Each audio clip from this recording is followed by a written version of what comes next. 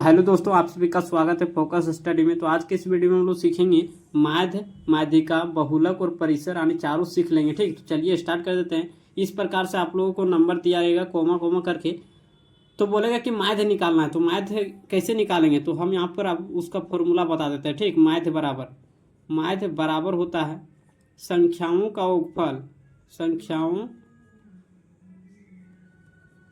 का योग। ठीक, संख्याओं का योग और बटे में कुल संख्या, कुल संख्या। जैसे हम यहाँ पर बात करें, इसका माध्य निकालना है तो कैसे निकालोगे, तो हम आपको बता देते हैं।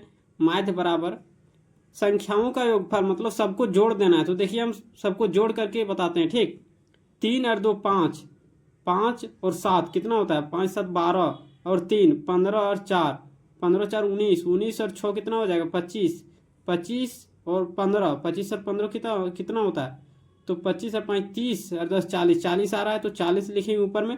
बटे में कुल संख्या, मतलब कितना संख्या है, तो 1 2 3 4 5 6 7 या 8, तो 8 से हम लोग भाग दे देंगे। ठीक, तो देखिए कटेगा, तो 8 5 40 यानी कट गया, कितना आया 5। तो हम लोग का आंसर क्या हो गया, 5 हो गया, यानी माध्य कितना आ गया, 5 आ गया। ठीक, तो ये हम लोग का हो गया माध्य। अब हम लोग माध्यिका निकालना सीखेंगे।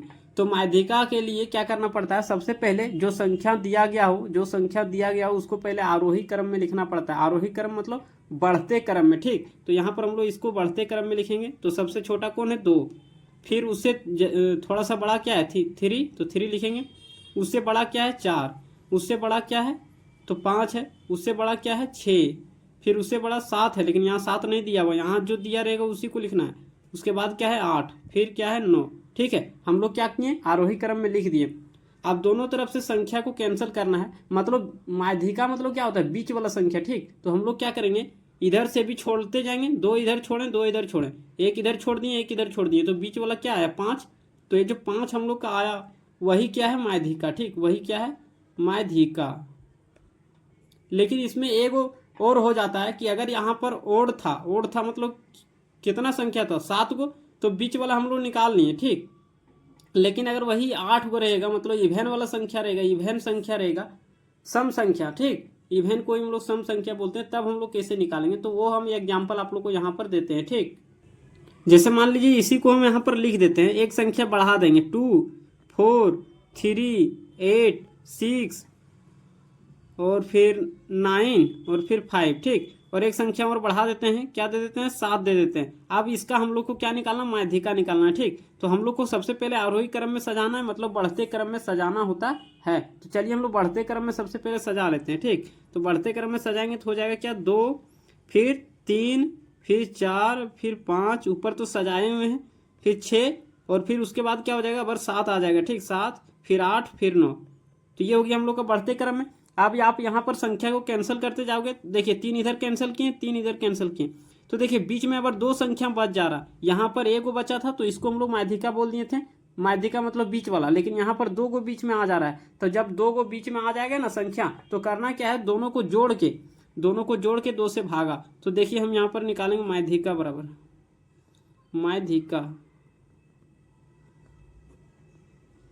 माध्यिका, आप लोग समझ सकते हो यहाँ पर गलती हो गया था। ठीक, माध्यिका बराबर क्या हो जाएगा, दोनों को जोड़ के यानी 5 + 6 बटे में 2 से भाग देना है। ठीक, तो यहाँ पर क्या हो जाएगा, 6 5 11 और बटे में 2, तो भागा दोगे तो हो जाएगा 5 5 दूनी 10, बचा 1, तो दशमलव लगाएंगे 0 हो जाएगा, 5 दूनी 10 यानी ये हो जाएगा 5.2। ठीक, यानी 5.2। तो उम्मीद करते हैं ये समझ में आ गया होगा। अब आगे हम लोग देखेंगे, यहाँ क्या हो जाएगा, तो 5.5 होगा। ठीक, 2 नहीं होगा, क्या होगा 5 होगा, आप लोग भागा करके देख लीजिए। ठीक, 5.5। अब आगे हम लोग देखते हैं बहुलक।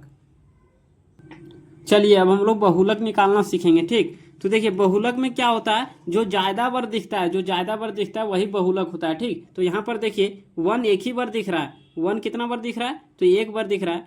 3 है ना, तो 3 देखिए कितना बार दिख रहा है, 1 2 3, मतलब 3 कितना बार दिख रहा है, तो 3 बार। फिर देखिए 2 कितना बार दिख रहा है, 1 2 यानी 2 बार दिख रहा है। ठीक, फिर देखिए 4 कितना बार दिख रहा है, 1 बार 2 बार, यानी 4 भी 2 बार दिख रहा है।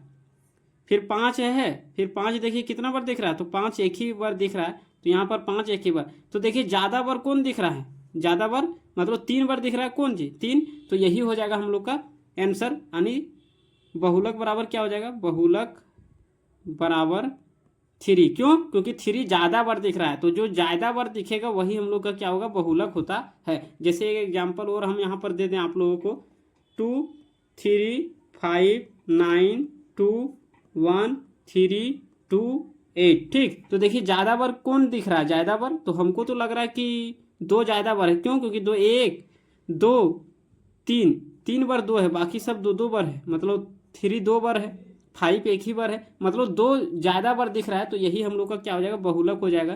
तो यहाँ लिखेंगे बहुलक बराबर क्या हो जाएगा, 2 हो जाएगा। ठीक, जो ज़्यादा बार दिखेगा वही आंसर होता है। अब हम लोग परिसर निकालेंगे, तो देखिए परिसर का हम यहाँ पर आप लोग को देते हैं, कैसे दिया रहेगा, 2 8 7 3 4 5 9 6। तो परिसर में क्या होता है, तो परिसर का हम आप लोग को फॉर्मूला बता देते हैं। परिसर बराबर होता है बड़ा संख्या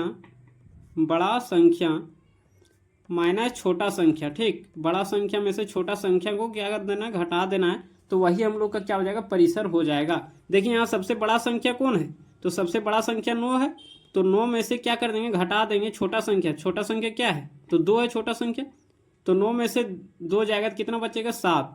यानी हम लोग का परिसर क्या आ गया, परिसर आ गया 7। ठीक है, तो उम्मीद करते हैं ये आपको समझ में आ गया होगा। तो अगर समझ में आ गया तो लाइक कर दीजिए, अगर चैनल पर नए होंगे तो चैनल को सब्सक्राइब कर दीजिए। ठीक है, यही हम लोग चारों यहाँ पर देख लिए। ठीक, तो आपको समझ में आ गया होगा।